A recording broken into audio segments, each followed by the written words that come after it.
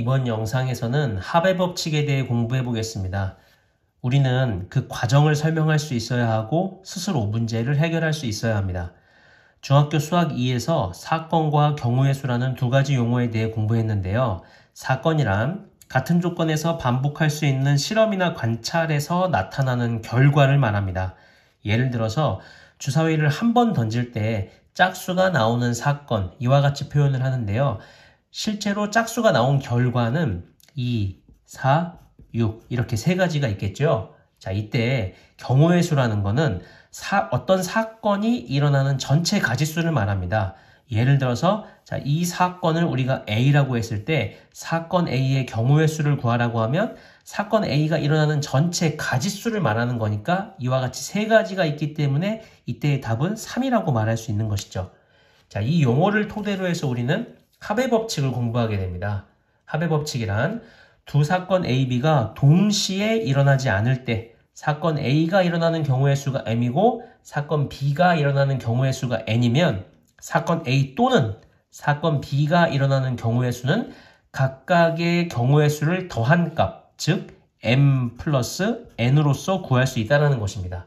자, 참고로 합의 법칙은 어떤 두 사건도 동시에 일어나지 않는 세 가지 이상의 사건에 대해서도 성립하는데요. 사실 직관적으로 충분히 이해할 수 있는 내용인데요. 자, 가에서 나로 이동을 할 때 사건 A가 윗길을 이용하는 경우를 말하고 사건 B가 아랫길을 이용하는 경우를 말한다고 할 때 사건 A 또는 사건 B가 일어나는 전체 경우의 수를 구하라고 하면 이 두 개의 사건이 지금 동시에 일어날 수 없습니다. 한 사람이 윗길을 이용하면서 동시에 아랫길을 이용할 수 없기 때문이죠. 그래서 사건 A 또는 사건 B가 일어나는 경우의 수는 각각의 경우의 수를 구해서 더한 값, 즉 2 더하기 3, 그래서 5라고 말할 수 있다는 것입니다. 자, 또 하나의 예를 볼까요? x, y가 자연수일 때 부등식 x 더하기 y가 4보다 작다를 만족시키는 순서상 x, y의 개수를 구하라는 문제입니다. 합의 법칙을 적용하라는 말은 없지만 우리가 합의 법칙을 적용할 수 있는 상황이라는 것을 인지해야 하는데요. 첫 번째, 이 x, y의 순서상을 구할 때 분류를 해보는 것입니다. x하고 y가 모두 자연수이기 때문에 두 수를 더해서 가장 작게 되는 케이스가 2인 경우가 있고요.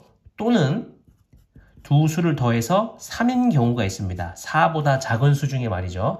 더했을 때 4보다 작다는 것은 더해서 2가 되는 경우 또는 더해서 3이 되는 경우, 이렇게 두 가지 경우밖에 없습니다.